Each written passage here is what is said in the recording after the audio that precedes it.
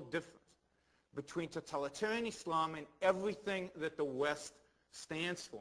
And that is the essence of the conflict. I agree completely with Dr. Pipes. It's not that we've done anything except that we are so good, that we are so virtuous, that we are so successful, that we are so prosperous, and that we have the philosophy that we have that has allowed us to be so successful and so prosperous. So in that sense, they hate us because we are a rejection of everything that their ideas represent.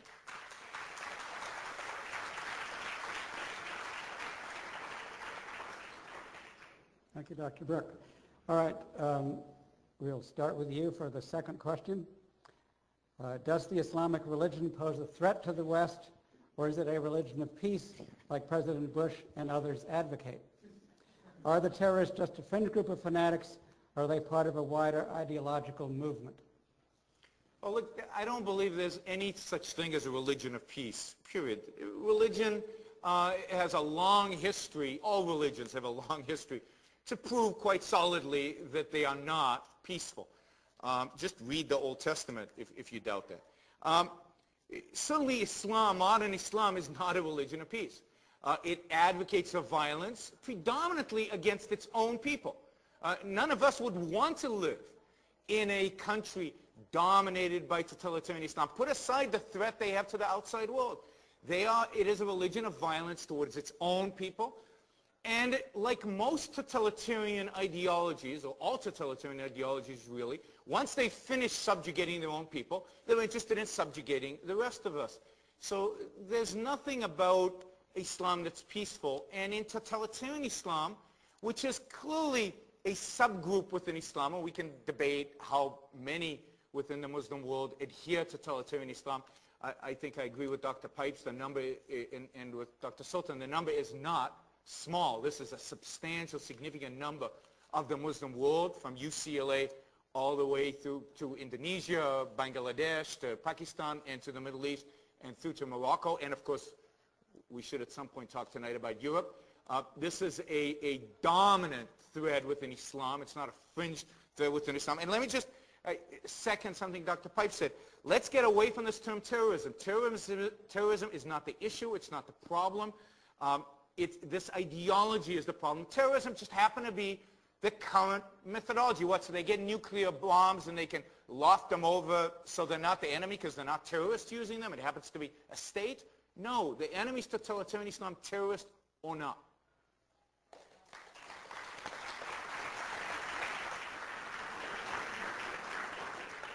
Dr. Sultan. You can easily obtain the correct answer for this question. All what you need is to open any Islamic book about the biography of Muhammad. And remember, by the code of Quran, Muhammad should be the role model for every Muslim man. If the role model has said, I will cast terror into the heart of the disbelievers, so strike off their heads and strike off every fingertip of them. If the role model said that, can you still believe the problem is not with Islam, with people who misinterpret Islam? Thank you.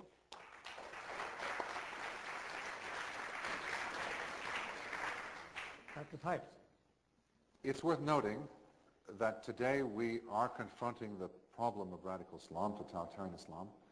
But had we convened such a discussion, say, 30 years ago, 1977, would anybody in this room have come to attend?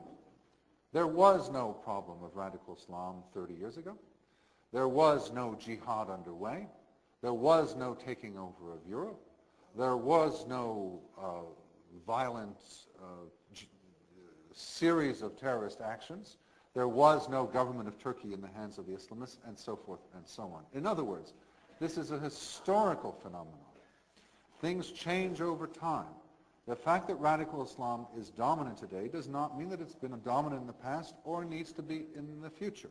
It is a form. In other words, to answer the question that's been posed to us, no, it's not the Islamic religion as such that is the threat. nor evidently is Islam a religion of peace. But there's a third alternative, not the religion as such, but one version of it, a particularly virulent, aggressive, bellicose, extremist version of it. Are the terrorists just a fringe group of fanatics? Are they part of a wider ideological movement? Clearly, they're part of a wider ideological movement. And one can see this in their own formation. These are individuals who come out of a milieu, an Islamist milieu, of Islamic schools. We had it ourselves in Northern Virginia. The valedictorian of the Islamic Saudi Academy in Virginia is now in jail for trying to assassinate the President of the United States. This is, one flows from the other. The terrorists are part of a far larger, deeper, wider ideological movement. Thank you.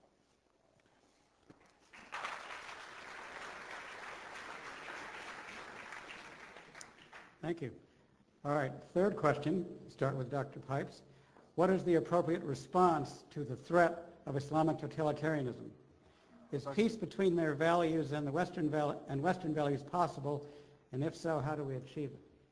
As I suggested before, wars are won or lost. If we don't win this war, we will lose this war. It must be our goal to crush the will of our enemies, or they will crush ours. Is peace between their values and our values possible? By no means so. They are intolerant, we are tolerant. They see the rule of the state as absolute, we see it as limited. They see the sovereignty of God, we see the sovereignty of the people. We see freedom of speech and movement and association, they see none of those. We see a balance of power between various parts of the government, they see absolute authority. In these and many other ways, our values are deeply irreconcilable, just as they were with the fascists and the communists.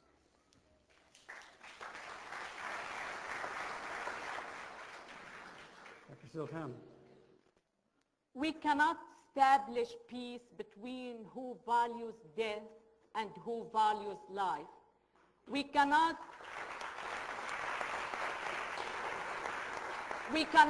establish peace between who respect and apply human rights and between who violate them.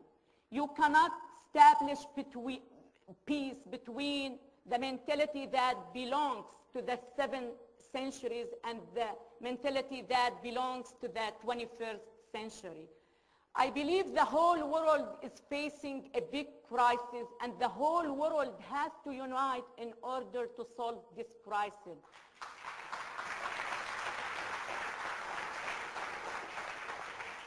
We have to start with Saudi Arabia.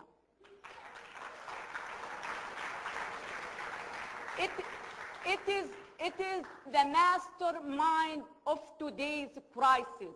With the Saudi petrodollar, the Islamic terror has spread all over the world.